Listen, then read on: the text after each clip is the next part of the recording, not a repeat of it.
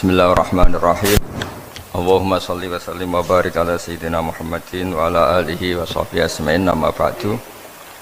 Yang sangat kita hormati bersama Direktur RSUD Rembang, Bapak Dr. Agus, tadi juga beberapa dokter spesialis, karyawan dan semuanya.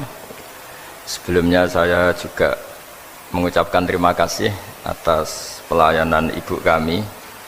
Beliau gerak di sini sampai 22 hari bulan Syakban sampai wafat juga di sini, dan kami sebagai keluarga sangat terima kasih atas semua pelayanan dan pengabdian tenaga medis di sini.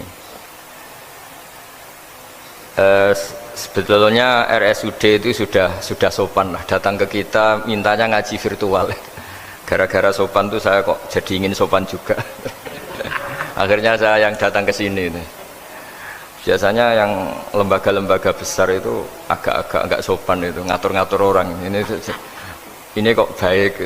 Padahal BPK ngajinya di saya, lembaga negara. Kemenku pernah ngaji di saya virtual. Tapi RSUD kok kayak kasihan, jadi saya terus iya, jadi hakul jar kira-kira itu karena tetangga itu. Tapi niat saya ya tidak baik-baik banget, sambil jalan-jalan kok dekat jadi. Tapi begini ya, saya akan cerita versi kiai ya. Kalau versi medis Anda lebih tahu. Kalau versi kiai itu kematian itu dianggap hal yang sebetulnya ada versi kiai ya, semua orang tahu lah pasti mati itu. Cuma inginnya mati itu kan macam-macam. Inginnya ya setelah kaya, terus setelah mapan, terus menangi anaknya mapan, cucunya mapan itu. Terus itu pun sebetulnya tidak siap mati juga, tapi ya tetap mati itu. Jadi saya punya cerita, saya akan cerita yang lucu-lucu ya supaya nggak tegang ya menghadapi kematian. Dulu itu kroni itu ya sudah ada. Jadi Nabi itu ya punya kroni, tidak hanya pejabat. Nabi itu punya kroni. Nabi Sulaiman itu bisa terbang gitu. Ya mulai dulu manfaatkan angin. Jadi angin itu mulai dulu memang luar biasa dimanfaatkan orang sekarang, mulai tenaga angin, pakai rem angin. Mulai dulu angin itu luar biasa. Nah itu teman dekatnya Nabi Sulaiman tuh ya agak sopan tuh bilang gini, itu Pak Nabi itu kalau nanti ada malaikat Israel saya pinjam anginnya supaya tidak bisa ngejar saya katanya. Jadi mulai dulu tidak hanya pejabat, Nabi pun ya punya teman yang agak-agak gimana itu. Suatu saat malaikat Israel disuruh nyabut orang, misalnya namanya siapa lah, nanti saya sebut ada yang tepaan sama nanti tersinggung ya, semuanya siapa gitu. Yang jelas namanya ada Agus tidak Bambang karena bahasa Arab itu. Orang ini cabut di India gitu.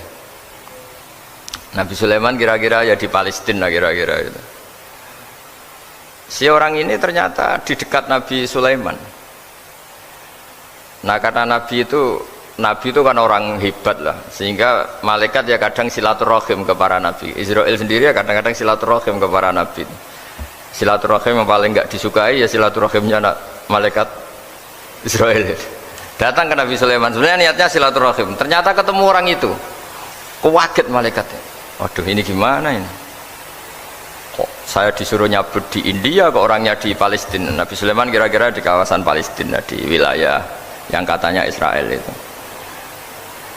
Karena Palestina kita tahu kan, menurut pemerintahan Israel itu wilayah Israel, menurut Palestina pemerintahan apa? Palestina. Tapi Indonesia alhamdulillah sampai sekarang itu nggak mau atau tidak punya hubungan diplomatik dengan apa? Israel. Sehingga kita harus mengistilahkan Palestina untuk warga Indonesia. Kaget malaikat ini, katanya disuruh nyabut di India kok ada di sini. Nah si kroni ini, si orang yang itu melihat malaikat Israel, entah kenapa kok dia bisa melihat itu, mungkin punya kekuatan tertentu karena dekat Nabi. Kaget dia, malaikat melihat dia karena janggal ya, disuruh nyabut di India kok orangnya di Palestina. Si orang ini melihat malaikat juga takut, malaikat itu punya hawa yang luar biasa. Akhirnya bilang ke Nabi Sulaiman, ya Nabi Allah tolong pinjemin saya angin untuk saat ini juga saya bisa terbang ke India. Dipinjemin sama Nabi Sulaiman. Akhirnya orang itu sampai ke India. Dikira angin itu sudah segala-galanya sampai India. Terus malaikat senyum, seneng dia. Wah ini sesuai protokol karena andai kan orang itu tetap di situ malah malaikat gak berani ngambil karena prosedurnya harus ngambil di India. Jadi andai kan dia tetap diam di situ sebenarnya malah gak masalah karena gak sesuai apa panduannya harus karena dia terbang di India malaikat itu nyusul ya terus diambil karena sesuai apa? Saya sesuai perintah harus memang diambil di India. Nah, kemudian saya kan memang dipesenin untuk memperkuat apa ya nakes teman-teman semuanya lah pasien. Tapi saya cerita dimulai dari yang seperti ini saya sengaja karena memang ya hidup itu seperti inilah. Pasti kita semua akan mengalami kematian. Cuma inginnya kita ya hidup itu ya sehat ya, terus kalau mati itu ya tidak punya utang karena berat nanti utang itu. Saya tidak tahu fikihnya itu kalau utang pribadi itu hisabnya berat, kalau utangnya lembaga itu gimana itu dihitung salahnya direkturnya apa dihitung salah karyawan yang minta naik apa gaji. Saya tidak tahu kayak utangnya Indonesia itu yang disalahkan itu menterinya apa presidennya apa yang selalu mengajukan gaji 13. Tidak tahu itu karena di kitab tidak dibicarakan yang dibicarakan utang-utang apa pribadi ya. Kalau yang utang-utang lembaga negara itu nanti tak tanyakan malaikat auditornya ini gimana cara apa itu yang disalahkan menterinya apa presidennya apa direkturnya apa pengajuan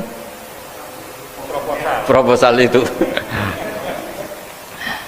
Nah singkat cerita itu kalau ngadepin kematian atau sebenarnya yang ngadepi kehidupan juga kita ini inna sholati wa nusuki wa mahyaya wa mamati lillahi rabbil alamin. Saya bicara ilmunya kiai misalnya si A itu sebenarnya sudah ditulis dia mati karena kecelakaan, yang satu ditulis mati karena sepuh karena tua itu. Yang satu mati karena tersedak, yang satu mati karena ngelindur, mungkin yang satu mati karena tenggelam. Sehingga sebetulnya andaikan kita melihat Loh Mahfud kita ini ya naif. Saya berkali-kali ngaji bilang kadang kita ini takutnya sampai saking takutnya dari motor ngelamun gara-gara ngelamun gitu. Andaikan malaikat itu kok suka bully tawain gitu, kamu catatannya kecelakaan kok yang kamu takuti apa Taufik. Tentang sejarah misalnya kita pernah hidup menanamkan kebencian sesama itu terus ke bawah. Anak cucu kita dikandani jogeman cocok wong iku musuh bapakmu mbahmu itu. Sehingga anak cucu itu dendamnya diwariskan. Wong dendam kok dia apa? Wariskan. Termasuk utang itu. Ketika kita jabat ingin rumah sakit ini mewah, pikiran yang kok isdadi, aku selera semikir direktur berikutnya itu tidak tahu itu nanti hisapnya ke siapa. Saya ulang lagi ya. Maka dalam satu ayat dikatakan laqad kunta fi ghaflatin min hadza fakashafna anka ghita'aka fabasarukal yauma hadid. Manusia ketika di dunia itu dianggap tidur itu dengan tanda kutip itu bodoh itu tidak tahu. Fakashafna angka ghita'aka, nanti setelah kamu mati itu pinter, tapi ketika anda pinter sudah meninggal sudah tidak bisa memperbaiki kesalahan-kesalahan kita. Nah kenapa kita dikatakan sekarang ini tidur? Karena kita ini sering menyaksikan sesuatu yang sebetulnya tidak ada hubungannya dengan kita, tidak ada hubungannya dengan kebutuhan kita. Misalnya kita ngelamun, berkhayal, ingin hidup kaya raya, sejahtera, jabat, orang lain anak buah semua. Ternyata itu nggak penting ketika kita di akhirat. Yang penting adalah Anda meninggal dalam keadaan menghamba kepada Allah Subhanahu wa Ta'ala. Saya berkali-kali ngaji, kalau saya berkali-kali bilang, andaikan hati kita nanti direkam Allah, nanti di akhirat sudah direkam, orientasi kita direkam nanti. Pak Agus misalnya ingin punya mobil, punya rumah mewah, punya apa, terus orientasinya gitu. Di depan Tuhan yang menyuruh kita, mensyariatkan kita, inginnya itu ya jadi hamba Allah terbaik, jadi kekasihnya Allah, jadi hamba yang bersujud, dari hamba yang bersedekah. Jadi ini kan tidak sambung. Ada cita-cita versi Allah yang dianjurkan Allah, yaitu bercita-cita jadi hamba yang soleh, yang bermanfaat, yang memanfaati orang banyak. Kemudian ini ada cita-cita yang hadzun nafsi, ingin mapan semua orang anak buah. Hal-hal seperti ini itu harus kita jaga, jangan sampai terjadi. Makanya di semua kitab pertama mendahulukan bab niat itu ya faman kana hijratu ilallah wa rasuli fa hijratuhu ilallah wa rasuli. Orang baik itu orang yang orientasinya itu menuju Allah Subhanahu wa taala. Lalu yang kurang baik adalah orang yang orientasinya itu ya harta, perempuan, pokoknya inginnya itu hal-hal yang kepentingan dirinya sendiri. Nah, lalu kenapa kita kadang tidak tahu? Ya tidak tahu itu karena tadi kita kalau tidak wiridan itu tidak punya efek samping kan. Tapi kalau kamu nggak punya uang kan terus lemes karena ngerti itu, terus uang itu penting, wiridan tidak penting. Nah, dari kesimpulan itu sebenarnya kita menjadi bodoh ya. Karena menjadi bodoh ketika Anda meninggal ternyata uang ini nggak penting, wiridan ini penting, tapi tahu kita terlambat setelah kita meninggal. Nah, di sini saya ingin mengingatkan apapun kondisi kita, yang jelas itu ingat selalu kepada Allah Subhanahu wa taala. Caranya ingat gimana? Kata Nabi, kamu bayangkan musibah yang lebih ekstrim, kamu akan tahu yang kamu alami itu ahwanu wa aisar, yang kamu alami itu ringan sekali. Ringan seringan-ringannya. Saya beri contoh ya, kalau Anda belajar, kalau dalam bahasa pondok itu falak, mungkin kalau bahasa umum itu apalah, ilmu apa. Misalnya orang ahli meteor, ahli apalah, ahli perbintangan. Ketakutannya pasti benda langit ini jatuh kemudian menimpa bumi. Nanti kalau Anda ahli geologi itu takutnya bumi ini likuifaksi karena sumber daya alamnya sudah begitu dikeruk, dimanfaatkan. Nanti yang ahli teroris atau yang ahli ekstremis itu takutnya itu ada teroris. Yang ahli sosiologi takutnya Indonesia itu chaos. Kalau chaos ya saling bunuh, saling apa. Jadi semuanya ini, ketakutan ini semuanya mengarah terhadap kematian. Kecelakaan lalu lintas ya menjadikan orang mati, likuifaksi kayak kemarin di Sulawesi ya, iya, gunung meletus, gempa, tsunami. Nah, ketakutan yang menjadikan kematian sebenarnya banyak. Kalau baru tsunami aja ya orang takutnya ke tsunami, nanti kalau ada kematian gempa ya takutnya gempa, kalau temanya Covid ya takutnya Covid. Terus kalau ada tetangga mati karena ngelindur ya baru gue nak turu, hati-hati nggak nak mati ngelindur. Jadi nah masalahnya kan kita tidak tahu, nggak tahunya itu ya tadi takutnya Covid, ternyata catatannya itu mati kecelakaan, takutnya kecelakaan ternyata matinya itu ngelindur, kan kita tidak pernah tahu. Dari tidak pernah tahu itu kemudian agama datang dengan anjuran, sudahlah kamu tawakal bahwa semua urusan kamu di tangan Allah Subhanahu wa taala. Inna sholati wa nusuki wa mahyaya wa mamati lillahi rabbil alamin la syarikalah. Yes, ibadah kita, sholat kita, hidup kita, mati kita semua di tangan Allah Subhanahu wa taala. Sehingga dengan berpikir begini ini melihat Covid itu ya kayak melihat potensi kematian yang lain, kayak karena gempa, likuifaksi, kecelakaan, karena ngelindur, karena macam-macam. Kenapa saya membuat apa atau menyarankan ya supaya orang berpikir demikian, supaya bersyukur bahwa kita ini dihimpit, disekelilingi penyebab kematian tadi. Kalau kita ahli meteorologi mungkin takutnya itu asteroid jatuh, terus kemudian meteor jatuh yang nggak habis digesek oleh sistem alam, terus macam-macam. Yang ahli gempa juga takutnya gempa, yang ahli tsunami takutnya tsunami, yang ahli sosial takutnya Indonesia chaos, kemudian saling apa? Bunuh, saling apa dan sebagainya dan sebagainya. Nah, dengan keadaan seperti ini kita ini baik sekali. Bukan sekedar baik sekali, kita tidak mengalami chaos sosial, kita tidak mengalami likuifaksi, kita tidak mengalami benturan benda langit di bumi kita. Karena itu sekali terjadi bukan 1-2 lagi, tapi habis seluruh Indonesia, mungkin seluruh dunia. Nah, di sini cara Allah membuat kita selalu bersyukur bahwa hal-hal itu tidak terjadi. Jadi ada sebuah ayat yang Allah selalu mengingatkan, a'amintum man fis sama ayakhsifa bikumul ardo fa idza hiya tamur. Kamu boleh sekali-kali berpikir bumi ini justru potensinya itu likuifaksi, potensinya itu hancur karena di bawah itu ada magma, ada apa minyak, ada macam-macam. Ini kan di bawah ini kan ngerongkong cara Jawa itu karena diambilin terus. Piro-piro diambil ya ini ya ono masih bisa dipakai. Belum sistem bumi sendiri wafil arti kita mutajawirat, bumi sendiri itu berupa lempengan-lempengan. Setiap saat itu potensinya geser, sekali geser ya jadi gempa itu. Terus belum benda langit yang potensinya juga jatuh, sekali jatuh ya habis kita. Jadi yang kita ini dikepung sekian potensi yang bisa menghancurkan kita. Tapi nyatanya mulai Nabi Adam sampai sekarang itu ada kehidupan, ada khayal. Sing Joko ya kepengen payu rabi, mungkin sing wis payu rabi ya mbah kepengen mbah roh. Macam-macam lah. Tapi yang jelas itu wong dikepung kematian kok ya khayalnya masih tinggi gitu. Lah nggak pernah ngayal ya orang yang utang ditagih itu, gak kober ngayal. Soalnya wedine tanggal kredit itu. Tapi ini saya cerita supaya orang Indonesia itu ngerti lah bahwa yang ngepung kita itu tidak hanya Covid, banyak. Makanya orang Arab itu kalau ngendikan itu wa man lam yamut bisayfi mata bi khairihi ta'addadatil asbab wal maut wahidu. Karena orang Arab itu kan dulu Arab sebelum Islam itu kan satu kabilah nyerang kabilah yang lain. Wah itu kan harus butuh orang-orang tangguh karena dulu sistem rezekinya kayak sistem Indonesia dulu lah. Kerajaan ini nyerang ini supaya satu kerajaan punya eksistensi harus mengalahkan kerajaan yang lain. Bahkan cerita-cerita itu sama lah di Indonesia di mana-mana. Nah itu pemuda-pemuda yang gagah berani itu karena punya pegangan tadi. Wa man lam yamut bisayfi toh mata biwirihi. Kalau kamu tidak mati di medan perang ya tetap aja mati juga. Sehingga mereka kendel gitu kata cerita orang dulu. Ta'addadatil asbab wal maut wahidu. Sebab kematian bisa macam-macam, tapi kesimpulannya tetap saja namanya mati. Lalu Islam itu mengajarkan aksiru min dzikri hadhimil ladzat. Kamu harus banyak ingat mati.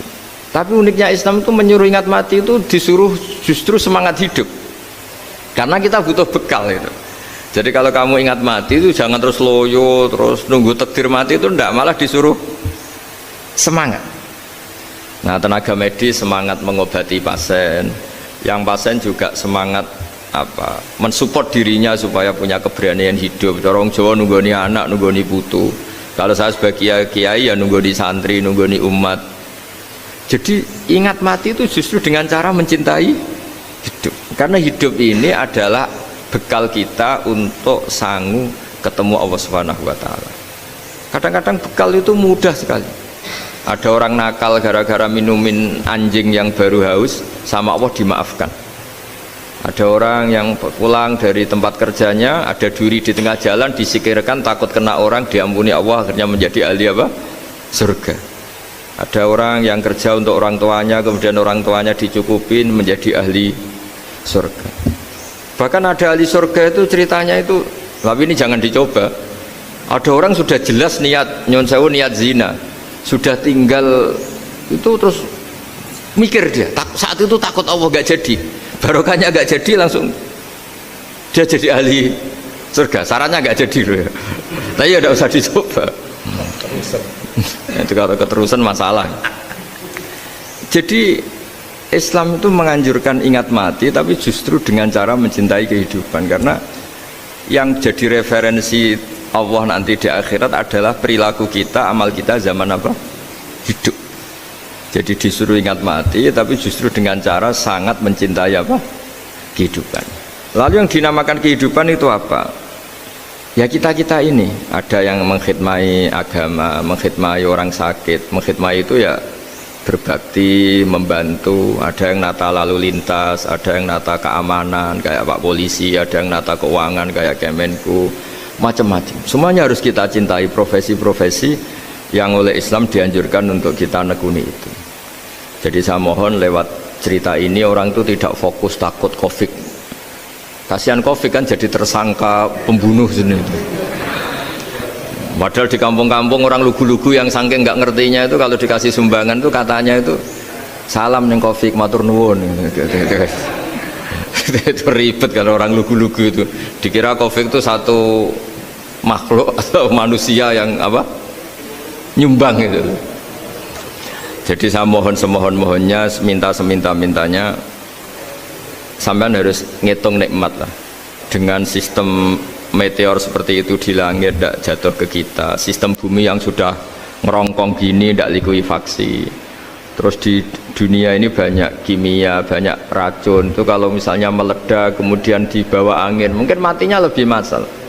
Ternyata semua itu nggak terjadi. Artinya nikmat yang sekarang kita dapatkan, kita nikmati sekarang itu jauh lebih besar ketimbang ketakutan kita. Nah, ini Islam selalu menganjurkan fadzkuru ala Allah la'allakum tuflihun. Selalu ingat sisi-sisi nikmatnya Allah. Kamu jangan hanya sisi wah kita dikepung Covid, kita punya istri judes, punya anak nggak nurut, punya atasan sadis, punya anak buah nggak loyal. Kalau gitu terus ya kamu nggak berani hidup. Yang diingat masalah terus. Itu salah, hidup seperti itu salah menurut Islam. Yang Islam menganjurkan fadzkuru ala Allah, kamu ingat sisi-sisi nikmatnya Allah, bukan sisi-sisi kita hidup itu diuji. Saya punya sekian cerita ulama-ulama yang unik, yang punya nasihat itu. Jadi ada orang kaya raya dulu temannya banyak, anak buahnya banyak. Suatu saat dia miskin terus gak ada yang berkunjung. Terus dia ngeluh, curhat ke ulama itu. Ketika saya kaya yang berkunjung banyak, ketika saya miskin kok nggak ada yang berkunjung, kurang ajar betul teman-teman saya. Terus kata kiai itu lucu kalau yang ada nih, ya bagus gitu dong ketika anda miskin sudah ada yang berkunjung. Loh kok bisa? Ya misalnya kamu sekarang jadi buruhnya orang, pas disuruh-suruh dibentak-bentak, terus teman kamu udah datang, malah kamu jadi tontonan toh. Mendingan nggak ada datang, jadi kamu ketika buruh orang nggak malu karena teman-teman kamu sudah tidak datang. Ya alhamdulillah kalau gitu ya. Jadi dulu satu hal yang dia dulu nganggap problem, ya kan kalau kamu misalnya dulu kaya, temannya banyak, jabat, terus yang takut banyak. Ketika sudah miskin, Yun Sawu jadi buruhnya orang, disuruh-suruh, terus teman kamu tetap do datang. Siap nggak ada? Siap datang apa siap tidak datang? Lebih siap tidak datang sebetulnya kan? Karena nggak jadi tonton. Akhirnya dia sadar. Ya gitu kalau dikeluhin istri saya ini judes, ya sering marahin gini-gini. Ya bagus dong marahin kamu. Kalau marahin tetangga malah masalah kan. Coba kamu punya istri kalau marahin orang lain pusing enggak? Mendingan marahin. Jadi pokoknya dilatih terus. Lama-lama dia bersyukur. Nah termasuk cara kita melihat kehidupan. Ada doa Rasulullah SAW yang luar biasa. Ya Allah, jadikan kehidupan ini sebagai penambahan saya untuk berbuat baik. Wal mauta rohatan li min kulli syarrin. Kalau engkau takdir mati, ya anggap mawon ini mati itu berakhirnya semua potensi keburukan saya. Orang itu kan potensinya dua, buruk betul atau potensi buruk. Mungkin sekarang kita tidak korupsi, tapi saja suatu saat kita korupsi. Mungkin sekarang kita tidak salah, suatu saat potensi salah. Dan mati itu mengakhiri itu semua. Makanya saya berkali-kali cerita kalau ngaji, kalau orang-orang alim NU itu kalau ada bajingan mati tetap dia seksa ini baik dia. Itu tetangganya nggak mau semua. Wong bajingan udarani baik. Tapi kiainya ngotot harus disaksikan kalau ini baik. Akhirnya mereka bilang ya baik-baik. Padahal di hati kiainya sudah tidak bisa garong lagi, tidak bajing lagi. Ya baiklah gitu. Jadi sehingga orang-orang soleh itu melihat hidup itu ya biasa, melihat mati itu biasa, karena hidup adalah sarana kita menambah kebaikan dan mati adalah akhir dari segala keburukan kita atau potensi keburukan kita. Jadi Islam itu mengajarkan kita gimana menghadapi kehidupan, juga gimana menghadapi apa? Kematian. Jadi saya ulang lagi, itu ajaran-ajaran Islam yang luar biasa. Jadi ij'alil hayata ziyadatan li fi kulli khairin wal mauta rohatan li min kulli syarrin. Jadi hidup menambah kebaikan, kalau kita mati anggap saja mengakhiri semua buruk kita kalau kita sedang buruk atau potensi keburukan kita. Saya cerita ringan tapi supaya diingat-ingat. Jadi kalau kita yang nekuni, saya tadi kan sudah bilang, kita kiai yang nekuni ilmu itu ya tadi kita agak fokus bicara Covid. Inna Allaha yumsikus samawati wal ardo an tazula wala in zalata in amsakahuma min ahadim min ba'dih. Kalau kamu ahli meteorologi kan melihat ini jatuh jumlahnya besarnya sekian, Ini kalau digesek oleh atmosfer paling masih sekian, kayak kemarin Januari kan hujan meteor yang sering kena Lampung kemarin. Terus di mana-mana mesti takut kamu itu. Kalau kamu ahli gempa takutnya itu ya pergeseran lempengan bumi.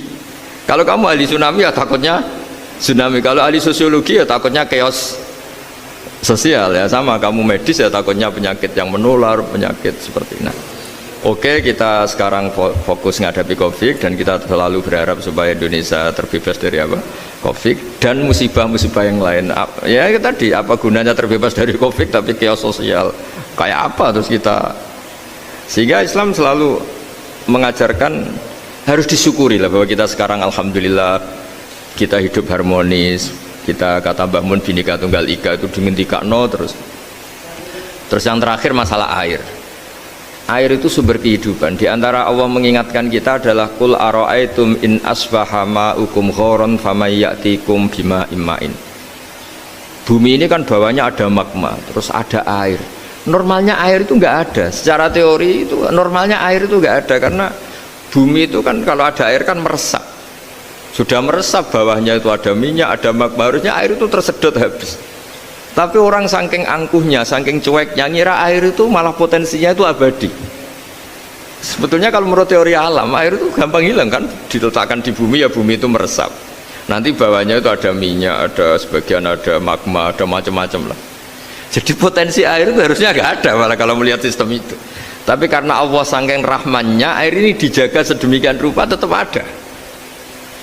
Kalau melihat sistemnya kan normalnya malah nggak ada. Makanya Allah selalu mengingatkan in asbaha ma'ukum ghoron, suatu saat air yang kamu pakai yang jadi sumber kehidupan itu bisa saja tahu-tahu hilang, mungkin tersedot oleh panas bumi atau corong Jawa niku nyeresep entek atau gimana lah cara Allah menghilangkan. Famay ya'tikum bima imma'in, lalu siapa yang bisa mendatangkan air itu lagi? Ini kata para hafid, ini yang kata guru-guru ya, termasuk yang dikatakan Pak Mukhtar ini, nanti orang harus ngendikan menjawab Allahu Rabbul Alamin, hanya Allah sendiri yang bisa mengatur air ini selalu ada. Itu Pak, kalau kamu pikirkan air kamu sokkan di bumi kan mesti langsung hilang, meresap ke bumi. Bumi ada bawahnya lagi, ada bawahnya lagi, dan mungkin bukan yang paling bawah mungkin tomak, harusnya itu nggak ada. Tapi Allah saking sayangnya mengatur sistem, air itu ada dan tersedia. Tapi ketika orang terlalu cuek dan angkuh sampai lupa syukur tersedianya apa? Air itu Allah mengingatkan, disuruh bayangkan, kul ara'aitum, coba bayangkan kalau in asbaha ma'ukum ghoron. Tadi kan ada khataman ya, saya ikut, terima kasih. Bayangkan kalau air suatu saat itu ghoron, menjadi hilang. Famay ya'tikum bima imma'in. Jadi saya tidak bisa spesifik memberi nasihat tentang COVID karena ya tadi yang bisa membunuh kita ini banyak ya, tsunami ya bisa bunuh, gempa bisa bunuh, likuifaksi bisa bunuh, jatuhnya benda lain kita bisa bunuh, takut tanggal utang kaget ya bisa bunuh macam-macam, semacam-macam lah, ngelindur ya. Kemarin mudik aja, yang sebelum tertata rapi aja mudik aja berapa kemarin, kalau ada apa mudik lebaran yang tahun berapa, 3 tahun yang lalu apa 4 tahun yang lalu dulu. Jadi saya mohon, ketakutan kita adalah yang hakikat adalah takut jadi hamba yang tidak baik. Itu yang harus jadi ketakutan sejati. Takut kita di mata Allah tidak jadi hamba yang baik sehingga kita jauh dari Allah Subhanahu wa ta'ala. Karena cita-cita terbesar kita dan cita-cita terbaik kita adalah jadi hamba yang diridhoi Allah Subhanahu wa ta'ala. Sebaliknya ketakutan kita sejati adalah takut su'ul khotimah, takut jadi hamba yang tidak baik. Kita inginnya adalah assalamu alaina wa ala ibadillahis sholihin, yang berhak mendapat keselamatan dunia akhirat adalah orang-orang atau hamba-hamba yang soleh. Ya tadi, untuk menjadi soleh itu gampang di Islam itu. Tenaga medis nolong pasien ya ibadah, pasien husnudzon sama dokter ya ibadah, mengelola hidup, ingin hidup ya ibadah, anak ngurus istri, istri ngurus, pokoknya anak yang ngurus keluarganya juga ibadah. Semuanya itu di Islam itu asal tidak maksiat itu dianggap apa? Ibadah. Dan untuk orang menjadi kekasihnya Allah kayak tadi, ada orang yang karena ngerawat hewan dijadikan walinya Allah, menghilangkan apa duri atau pengganggu di jalan jadi kekasih Allah. Itu cerita-cerita itu semuanya ringan.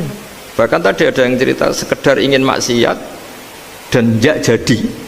Dalam Islam itu kan gitu, orang yang merencanakan maksiat kemudian tidak jadi, itu ditulis pahala.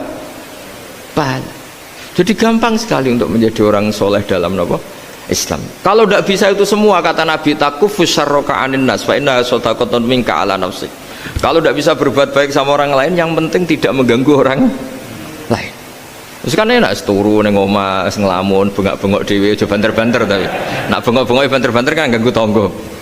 Itu asal tidak ganggu orang lain. Takufus syarroka anin nas. Kamu jangan sampai efek buruk kamu berakibat pada orang lain. Itu juga fa innaha shadaqatun minka ala nafsik, itu ya bagian dari sedekah kamu. Taruh saja misalnya kalau secara ilmu medis, misalnya kita ini kok dinyatakan positif COVID, secara ilmu medis nggak boleh ketemu orang lain, terus kamu diisolasi. Kamu niatin ketika diisolasi itu tidak menularkan bahaya kepada orang lain, itu juga ibadah. Jadi ibadah itu gampang sekali, mudah sekali. Karena agama ini yuridu wa bikumul yusra wala yuridu bikumul usra. Agama ini mudah, bukan sulit. Ya, mohon maaf tadi saya nggak bisa datang yang jam 11 karena saya tadi malam hormat di Jogja, acara 7 harinya Kiai Jatabek, tadi pagi baru datang. Tapi saya mohon pokoknya yang seneng ya, hidup itu yang seneng, diberi kesempatan hidup sampai sekarang itu yang seneng. Jangan karena teman kamu meninggal terus seakan-akan ini teman saya meninggal, paling saya besok. Kok kamu tahu? Nyatanya besok hidup lagi, besoknya ya hidup lagi, sampai sekarang ya masih hidup. Sudahlah, mensyukuri yang ada. Jadi sudah, saya mohon, syukur itu penting. La in syakartum lazidanakum. Justru dengan kita syukur itu insya Allah segalanya akan tambah baik, tambah baik. Nggih, matur nuwun ngapunten ingkang kathah. Assalamualaikum warahmatullahi wabarakatuh. Terima kasih kepada beliau Romo Kiai Haji Ahmad Bahauddin Nur Salim, atau biasa kita sapa dengan Gus Baha, menginjak pada acara selanjutnya, yakni doa yang insya Allah akan dibawakan oleh beliau Romo Kiai Haji Ahmad Bahauddin Nur Salim. Monggo kepada beliau, waktu dan tempat kami persilahkan. Al-Fatihah.